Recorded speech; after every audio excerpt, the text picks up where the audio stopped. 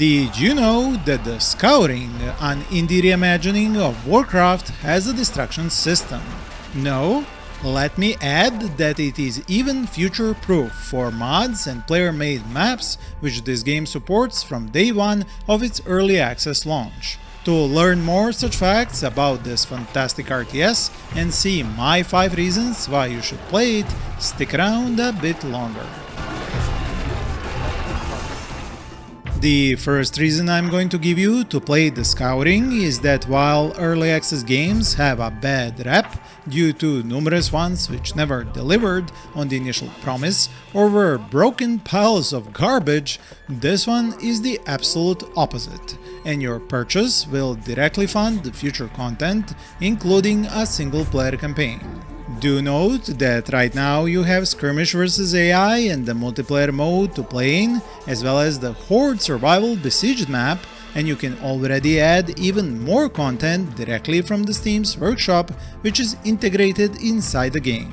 You can even refer to this handy Orcish roadmap and see that both flying and naval units, as well as dedicated multiplayer servers, are coming to the Scouring along with a bucketful of additional features by the time it is fully released. You might be asking yourselves at this point, why am I so confident about this game actually getting to the finish line, and was I paid to say that?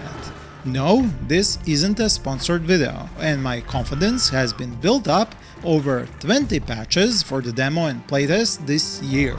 These kept bringing new content while also balancing the combat gameplay between the human and orc factions, as well as between units and their abilities. In addition to this, player feedback has been read and incorporated by this talented developer and his small team, which is something we all love to see during game development. Does this game need more factions and units? It absolutely does, but is it fun to play with the factions and units which are already in the game? My answer is yes, but I can't wait for many of you to try it out and tell me what you think, especially as the demo is still playable just on a separate Steam store page. My second reason for recommending the Scouring is just how smooth the classic unit combat and base building gameplay works and how many additional features this developer added. Your melee units can capture neutral guard posts around the map to give you vision and control, but only once you have defeated the bandit creeps guarding those. Killing those creeps and even enemy players' units also gives you gold, which is the only other resource besides wood in the Scouring. After melee units do their job, your range units like archers or cannons can climb up and garrison those. Melee units are also the only ones which can climb up and attack defenders and walls directly during sieges of enemy players' buildings, which have garrison archers or cannons shooting at your units. Cannons themselves have an alternative artillery-like ability which allows them to act as siege engines from afar.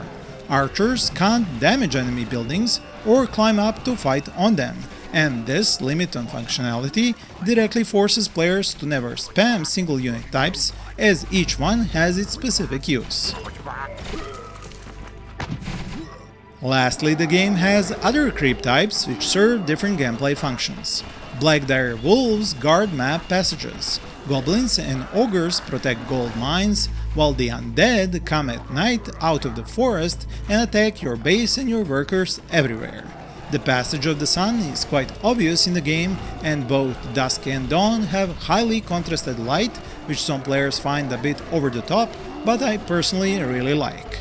However, do note that the nightly undead creep attacks are a toggleable option when setting up a match. Do note that the unit limit and population are done a bit differently in the Scouring, as food is your limiting factor. You can stockpile it and increase the supply as long as you have space for new farms and workers to employ in them, but eventually you do run into the limit on the number of workers you can recruit. The third reason which makes me recommend this game to you is how error and bug free it is, and how much its developer listened to his players. Considering that it has been publicly playtested for almost a year, it is no wonder its main dev has had time to iron it out to perfection. He has restricted health potions, which units can buy at their HQ or a special buildable cart, to only melee units, and even given players the option to turn off health potions entirely when setting up a match. Similarly, control groups, which used to be limited in the number of units they could hold, can now be switched to infinite unit numbers in the options. These are just some of the features which were reworked due to player feedback. Other examples include the tech progress in this game, which is quite straightforward, because each building unlocks more buildings, and each HQ building upgrade unlocks the next tech tier. Some buildings train units, some allow researching unit upgrades, and others allow both. Each faction also has a top tier, very powerful, almost hero-like unit which can cast strong spells, balanced out by their very high resource cost and equally expensive tech path to get to them.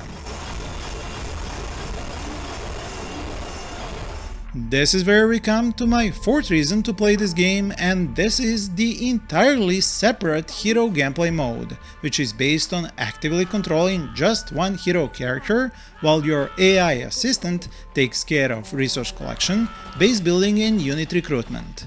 The army it produces can be called to support your hero character or be left to defend the base. This AI assistant can be turned on for the regular game mode as well, allowing you to basically watch the AI collect gold and wood, learn its base building order, and wait until it produces an army for you. Once you select those units and put them in a control group, you gain exclusive control over them. Other units not in such control groups will stay under the control of your AI assistant. Back in the hero gameplay mode, each one of those has unique active abilities, a health and mana pool, as well as several types of inventory slots. These inventory slots can be filled with health and mana potions, which you buy at your HQ or special building, while items you find as loot on the map or in dungeons go into your character's 4 slots and boost their stats. There is also a special item for reviving your hero, which you have to rebuy once it is used, and a teleport ability for escaping quickly. For RTS veterans, directly controlling just a single hero unit may feel dull, but as I was playing this game mode, it was anything but that. The system of gathering up your small warband is not very efficient, but I hope the developer finds a better way of handling that mechanic. The fifth and final reason why you should play the Scouring is the inclusion of features like a replay system, modding, map editor, but also small things, like how arrows get stuck into enemies, actual gore when units are torn up by cannons, how units can raise shields up and slow down to protect themselves from arrows, ogres slapping smaller units backwards, splashing water around feet hitting riverbeds or lake shores, and other meaningful tiny bits you only notice when you watch for them. Of course, if you watch and listen so astutely, you also notice things that need improving. For me, that is the variety in sounds and voice lines, resolution and quality of the art, forests made of copy-pasted trees, lack of environmental details or small animals, and other things I could sit here and nitpick about. The very first improvement I would suggest is that when you are putting units up to defensive positions, those that already climbed up should be deducted from your selection, so that you can direct the rest onto other defensive buildings instead of having to select those left below yourself. When you take into account the price, content, quality, gameplay features, as well as the fact that it came out to early access with not just modding support, but also lots of mods already in the workshop, and a map editor which will have more and more options as time goes on, the sheer potential of the Scouring becomes apparent. I hope you enjoyed this gameplay and will try it for yourselves, or at least check out more similar new and upcoming games using the cards on the screen or links in the description. Thank you for watching and happy gaming!